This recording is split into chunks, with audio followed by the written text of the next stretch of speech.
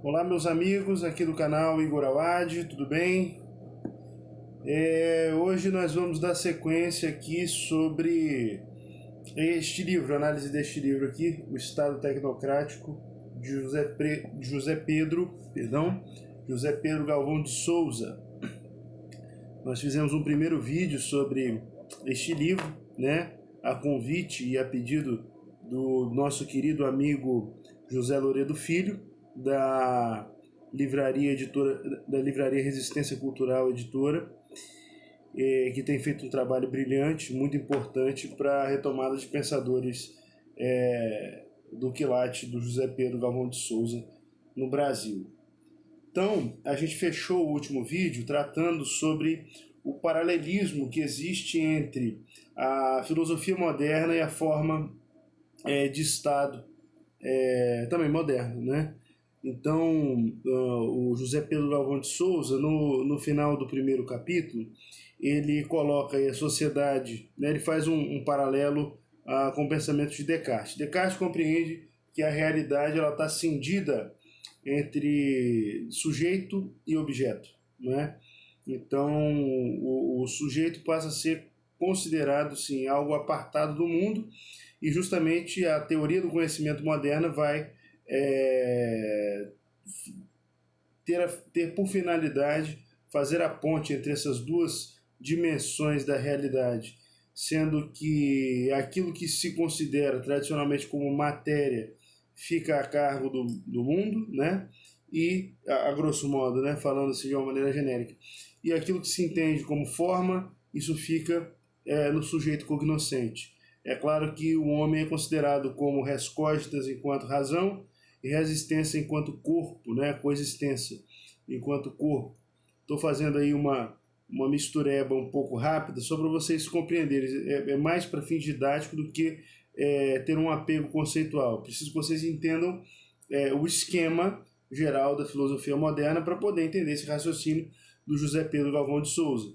Então, por isso que eu usei Kant no último vídeo, né? Porque acho que fica mais didático para compreender, né? O Kant trabalha justamente com essa ideia, o caos da matéria que é colocado em ordem pela forma do entendimento humano. Então nós recebemos as impressões externas no mundo, isso é matéria, não é? De forma caótica, e quem vai organizar essas informações é o sujeito cognoscente que recebe essas impressões de fora. Então, o mundo externo se conforma à minha cabeça, né? É o contrário do que ensinam os pensadores medievais, de modo que se deve conformar o seu entendimento à coisa, né?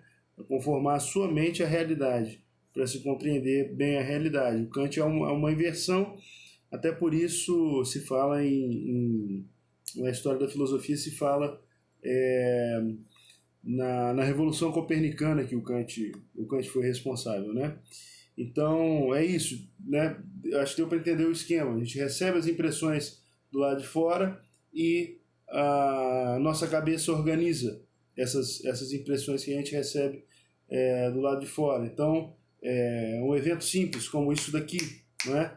Para o Kant, nós estamos recebendo duas impressões, que é pela visão esse movimento e pelo som esse som, pelo ouvido, e nós conectamos a partir da categoria de causa e efeito, não é?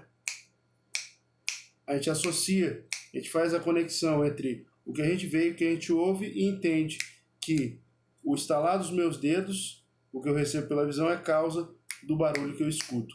Essa é a ideia. Então eu não recebi isso de forma organizada. Quem organizou essas informações foi a minha cabeça. Então veja, há uma ideia de que há uma realidade caótica, completamente caótica do lado de fora, e existe um cérebro que vai organizar essas informações. Isso tem reflexo na forma política, né? Isso tem reflexo na forma política, de modo que o povo, né, a sociedade vai ser compreendida como um caos de indivíduos. É aí que é a sacada brilhante do José Pedro Galvão de Souza. A sociedade ela não é mais compreendida como um conjunto orgânico de corpos, não é, de grupos naturais, né, como família, associações profissionais, né, ligas culturais, municípios. Então, todos esses grupos, eles compõem a sociedade. A filosofia moderna não vai compreender dessa forma. Vai compreender que a realidade ela está, a realidade social ela está caótica, né? Em que você tem os indivíduos e que quem organiza, né, esses indivíduos é o cérebro.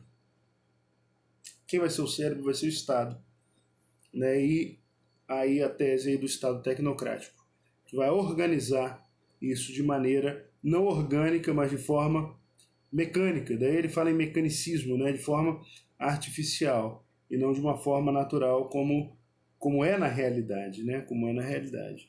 Então, muito interessante esse paralelismo aí do final do primeiro capítulo.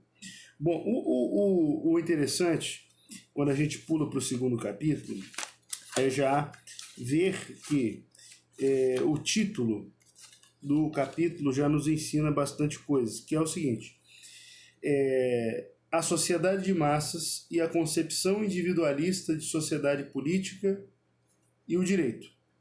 Então, sociedade de massas, concepção individualista da sociedade política e do direito. Note-se que quando a gente pensa em massa, a gente pensa no coletivo, né? Mas qual seria, por assim dizer, a matéria desse coletivo? Seriam os indivíduos, né? Um coletivo de quê? É um coletivo de indivíduos. Pensa em qualquer ideia de coletivo, né? A ideia de coletivo, pensa-se, né? Ela tem como pressuposto um conjunto de indivíduos.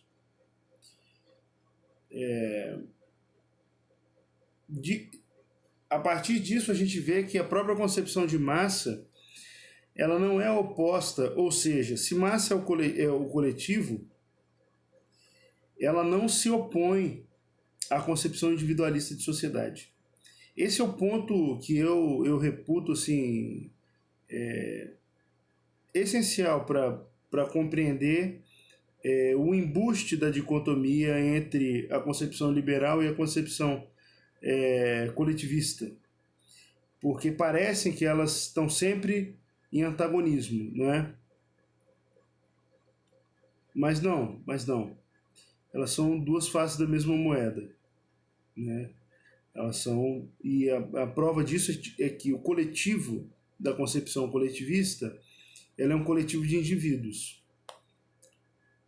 A rota de saída para dessa concepção, a retomada de uma ideia de sociedade considerada naturalmente como um conjunto de corpos intermediários, né? O Zé Pedro Galvão de Souza vai lá pelas tantas dizer que a sociedade política, ela sempre foi constituída por uma sociedade de sociedades, né? O que é isso? É um conjunto de corpos que vai se agrupando em corpos maiores. Então você tem, isso não é difícil da gente visualizar. Um exemplo fica é fácil. Você ter um conjunto de, por exemplo, um conjunto de sindicatos pode formar uma federação e um conjunto de federações pode formar uma confederação. Né? O que é a confederação sindical? É uma sociedade de sociedades. Na medida em que uma federação é uma sociedade de sindicatos, a confederação é a sociedade das federações, que por sua vez são sociedades de sindicatos. Então, sociedades de sociedades. Então, a sociedade, em geral, ela é essencialmente, sempre foi a sociedade política, uma associação de associações, né? Uma sociedade de sociedades. De modo que a filosofia moderna inverte isso, né? Inverte isso de modo a colocar uma concepção individualista de sociedade. Então, primeiro, para você dissolver os corpos naturais, é preciso, primeiro, criar-se a ideia do indivíduo. E a ideia do indivíduo foi gestada na filosofia moderna. Começa com Descartes, não é? Começa com Descartes. Então, o ser humano ele passa a ser concebido filosoficamente como sendo um indivíduo desarraigado, não é? Ele não mais é considerado como pertencente a uma família, como pertencente a uma cidade. Todos esses critérios que dão identidade à pessoa, eles são desconsiderados para fins de pensar a própria pessoa, né? Então, a própria ideia de pessoa ela vai se esvaziar no conceito de indivíduo, de modo que você, agora sim, a gente pode falar numa sociedade atomizada, não é? O indivíduo, a pessoa passa a ser considerada como um átomo, não é? Solto, disperso no meio da multidão. Então,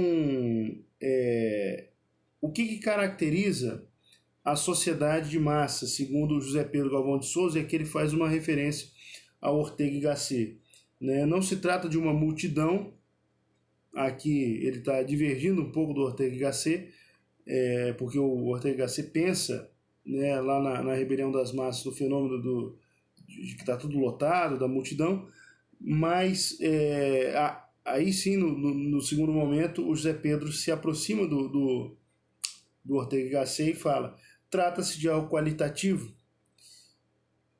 A massa é caracterização da sociedade de massas. 2 pontos. Pessoas não especialmente qualificadas. Então, o que qualifica a sociedade de massas é justamente a não qualificação das pessoas. Não é mais você não faz parte mais de uma, pelo menos para fins de consideração essencial, você não faz parte de uma família, você não nasceu numa cidade, num país, você não está inserido numa tradição histórica, religiosa, não. Você é simplesmente um indivíduo, igual, idêntico a si mesmo, assim como todos os outros são idênticos a si mesmo. Então fica todo mundo igual na indiferença. E o José Pedro chama a atenção aqui para o desarraigamento religioso, né? Todos são iguais, todos igualmente tratados na sua falta de referência, né? Todos igualmente sem referência. Então, essa ideia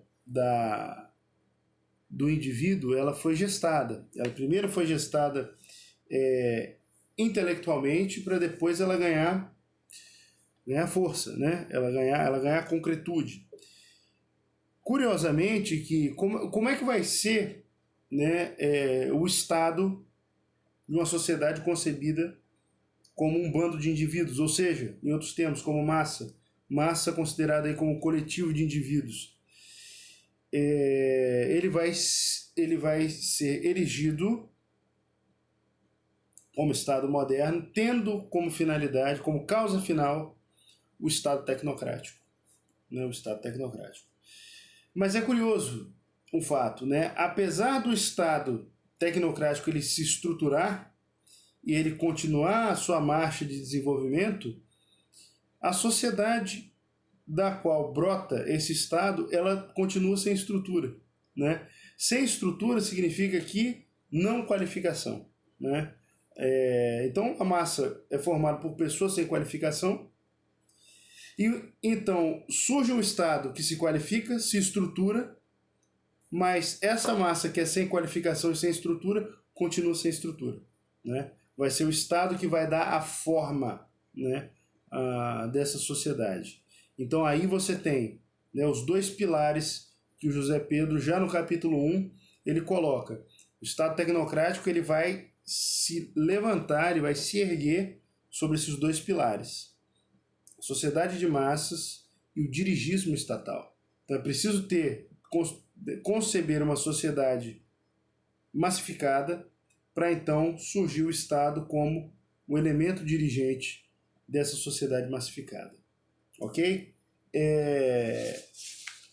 Próximo vídeo a gente continua falando ainda do capítulo 2, tá? Para mim é uma alegria aqui poder desenvolver, né, esse trabalho. Aí, mais uma vez, agradeço ao José Loredo Filho, parabenizo a Resistência Cultural pelo trabalho e agradeço aí também a sua audiência aqui no meu canal e por estar assistindo esses vídeos aí atentamente, tá? Fique à vontade para comentar, para mandar perguntas e peço aí que curta, né? Se você gostou do vídeo, curta o vídeo, aperta lá no sininho para ser notificado de novos vídeos e me ajuda aqui, né? Por favor, compartilhe o vídeo, divulga o canal, tá certo? Te agradeço, dependo aí do seu apoio para a divulgação do meu trabalho. Um abraço para vocês, fiquem com Deus, até o próximo vídeo.